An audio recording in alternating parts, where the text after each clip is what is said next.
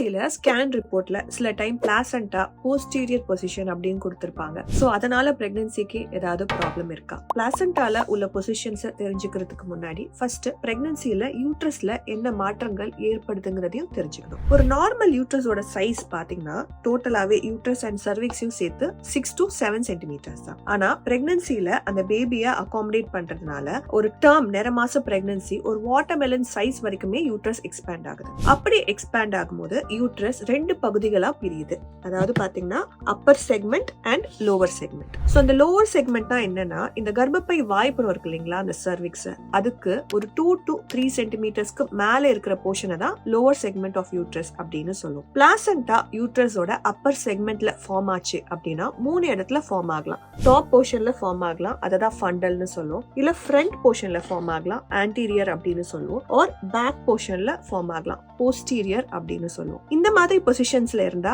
அந்த பிரெக்னன்சிக்கு எந்த விதமான ப்ராப்ளம்ஸும் கிடையாது. ஆனா இதுவே யூட்ரஸோட லோவர் போர்ஷன், இந்த லோவர் செக்மெண்ட்ல பிளாசண்டா ஃபார்ம் ஆச்சுன்னா நாங்க கொஞ்சம் கேர்ஃபுல்லா அந்த பிரெக்னன்ட் மதர்ஸ இருக்க சொல்லுவோம். ஏன்னா பிரெக்னன்சில அதனால ப்ளீடிங் ரிஸ்க் வரலாம். சோ இந்த மாடல்ல இந்த பிளாசண்டா எந்த பொசிஷன்ல இருக்குங்கிறத நீங்க கமெண்ட் பண்ணுங்க. தேங்க்யூ.